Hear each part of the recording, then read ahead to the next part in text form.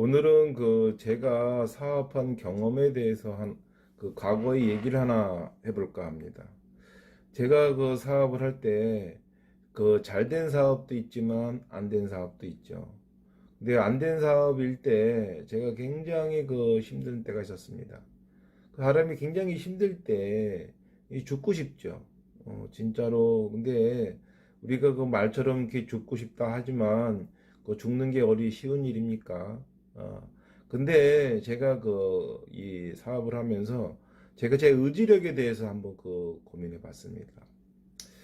제가 너무너무 이 사업이 힘들고 어려운 상황에서 제가 어떤 일을 겪었냐면은 회사가 부도도 나고 제가 이 장애자가 됐습니다. 척추에 암덩어리가 자라서 암을 드러내면서 하반신 마비가 됐습니다. 우리가 지팡이를 하나 집으면 절름발이지만 지팡이를 두 개 집으면 안질뱅이라고 합니다. 제가 안질뱅이죠. 그런데 이 지팡이를 짚는 게 창피하다고 던져버리면 어떻게 되겠습니까?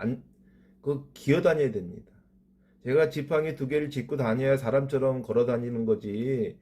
지팡이 짚는 게 귀찮고 하다고 해서 버려버리면은 그냥 고양이나 개처럼 기어다녀야 됩니다. 사람처럼 다닐 수가 없는 거죠. 서서 다닐 수가 없는 거죠. 그러니까 불편하고 귀찮더라도 이 스틱을 하고 다니는 겁니다. 그게 장애자의 운명이죠. 스틱을 평생을 하고 다니는 사람들을 어쩌다가 뭐 교통사고 나서 다리 좀 뼈갖고 목발 짚고 다니는 사람들이 그래요. 제가 지팡이 두기 좀 아우 저도 이해가 됩니다. 저도 옛날에 교통사고 나서 지팡이 짚고 다닌 적이 있는데 이해됩니다. 택도 없는 얘기 하지 말라 그러세요. 아니 시한적으로 한 몇 달 오면 낫는 그런 사람하고 평생 죽을 때까지 지팡이 짚는 사람하고 어떻게 똑같습니까? 뭐 자꾸 조금 장애를 입어서 장애자의 마음을 이해한다고? 그건 말도 안 되는 소리예요. 아니 그러면 뭐 검사 임용고시 붙고 나서 뭐 교도소 가서 저기 뭐 하루 체험하면은 그 사람들이 수용자 마음을 압니까? 그 택도 없는 얘기죠. 어? 쇼죠, 쇼, 솔직히. 예? 아니, 검사 임용돼서 뭐 교도소에 가서 뭐 하루 뭐 저기 체험하면은 뭐 교도소 마음 안다고요? 깡방에서 뭐 10년, 20년 사는 사람 마음을 안단 말이에요?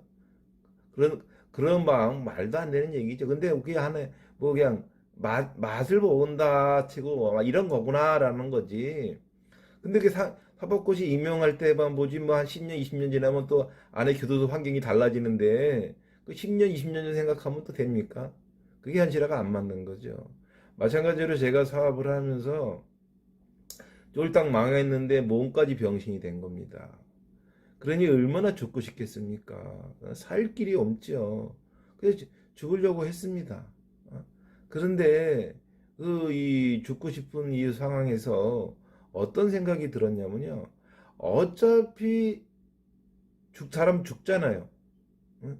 어차피 죽는데 스스로 죽을 필요는 없지 않은가라는 생각이 들었어요. 어차피 죽는데. 응?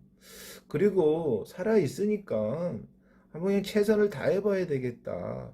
살아 있는 동안. 응?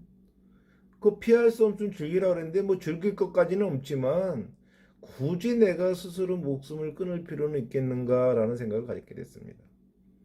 뭐 그렇게 돼서 저는 나름대로 어떤 비타출법에 대해서 그동안 많은 강의를 했어요. 그랬더니 어떤 사람이 그러더라고요. 그럼 빚 띄어 먹으라는 거냐 이러더라고요. 아니 빚 띄어 먹으면 깜빵 가야죠. 사기를 쳤으면. 근데 제 얘기는 빚 때문에 목숨을 버리지 말라는 얘기지. 응? 뭐 남의 돈 띄어 먹으라는 얘기가 아닙니다. 그런데 자칫 제가 이 빚 타출법을 얘기했더니 그럼 돈 빚도 띄어 먹으라는 얘기냐라고 말하는 분이 있어요. 그럼 제가 그래요. 좀 똑바로 좀 잘 알아서 들으라. 어? 뭐든 만약에 그런 사람이 이 사업을 하면서 빚도 질 수 있지요. 그런데 그 빚을 진 걸 어떻게든 갚으려고 노력을 해야 되는 게 맞고요. 단지 이 돈을 빌려주는 사람들도 생각해 볼 게 있습니다. 왜? 욕심이 화를 부른다는 거 않습니까? 그 이유 없이 돈을 빌려줄 리가 없잖아요.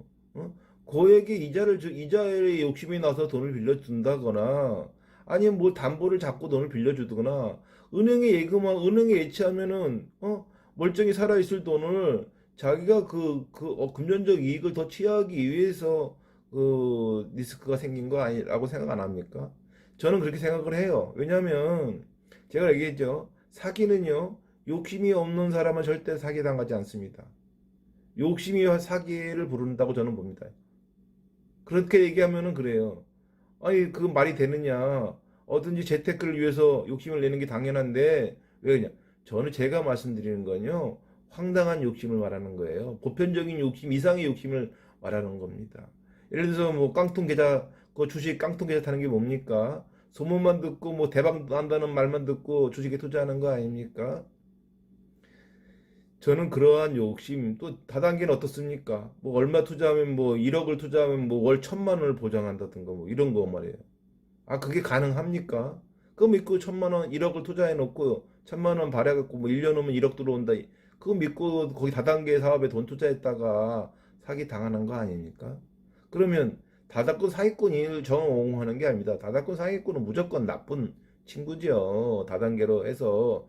근데 다단계의 본질이 나쁩니까? 그건 아니잖아요. 소비자와 그 생산자를 직접 연결하는 그런 마케팅이라서 지금도 글로벌 기업 다단계 기업 중에 뭐 아메이라든가 뭐 허벌라이프 뉴스키 많지 않습니까? 그런데 그거 외적인 어떤 저기에 그 무슨 고수익에 눈에 현혹이 돼서 투자하는 그 사기꾼 다단계에 빠지는 것들이 다 그런 것들 아닙니까? 뭐 지금 얘기하다 보니까 말이 좀 어떻게 좀 삔또가 이상하게 나갔는데 그 제가 말씀드린 그렇게 어려운 상황이 처했을 때 예? 악수가 악수를 난다는 말이 있습니다. 응? 그러니까 저는 그런 어려운 일이 처했을 때 제가 경험에 의하면은 저는 한번 이렇게 생각해 봅니다. 어차피 인생 응? 죽을 거고 영원히 살 거가 아니니까 내가 지금 처한 환경에서 최선을 다해보자. 즉, 내 자신에 대해서 자존심을 세울 필요는 없다. 앞전 시간에 말씀드린 자존심보다 자긍심을 가져야 된답니다. 자존심을 지키려다 보면요, 주변 사람들 피곤하게 만들고 힘들게 만듭니다. 내 자존심을 지키고자 내 형제들에게 힘들게 할 수 있고, 내 이웃에게 힘들게 할 수 있고, 내 친구들에게 힘들게 할 수 있다는 걸 아셔야 됩니다. 자신을 사랑해야 되는 사람은 남을 사랑할 줄 알아야 됩니다. 그런 말이 있죠. 마찬가지로 내가 이 자존심을 지키는 것보다 자긍심을 가지면서 사는 것이 현명한 삶이고 성공하는 사장들, 리더들의 삶이라고 저는 봅니다. 제가 살아오면서 저도 과거에 자존심을 지키느라고 주변 사람들에게 상처를 많이 준 경험이 있습니다. 혹시라도 이 시간에 저희 방송을 보면서 어떻게 그렇게 상처를 받은 분이 있다면 제가 진심으로 사과드립니다. 제가 그때는 좀 어리석고 철없이 살았기 때문에 제 자존심을 지키려고 상처를 준 분들이 분명히 있을 거라고 생각합니다. 왜냐하면 제가 자존심이 굉장히 강한 사람이었기 때문에 그렇습니다. 지금 살아보니까 다 허무하다라고 생각이 들어서 말씀을 드리는 겁니다. 우리가 살아가면서 인생을 살아가면서 자존심을 지키기보단 자긍심을 가지시고 살아보십시오. 그리고 어차피 죽는 인생이니까 아무리 어려운 상황이 처해도 극단의 선택을 하지는 마십시오. 그 극단의 선택을 한다고 해서 달라질 것도 없습니다. 살아서 핍박받고 힘든 시간에 죽는 게 낫다 하지만 이런 말이 있지 않습니까? 그 죽은 정승보다 살아있는 똥개가 낫다. 무슨 말인지 아시겠죠? 인생 구질구질해도 한번 살다 보면은 쨍하고 해뜰 날이 있지 않겠습니까? 또 쨍할 해뜰 날 없으면 어떻습니까? 그게 인생 아닙니까? 인생 끝까지 가봐야 됩니다. 지금 1등이 나중에 꼴등 될 수 있고요. 지금 꼴등인 내가 나중에 1등 될 수 있습니다. 잘났을 때, 높이 있을 때 잘 봐주라는 말 있지 않습니까? 영원한 권력, 영원한 부, 저는 없다고 봅니다. 언젠가는 다 자기 것이 안 된다는 것도 우리는 알고 있습니다. 그러니까 아무리 힘들어도 자기 자신을 사랑하면서 절제하는 삶을 사시길 바랍니다. 감사합니다.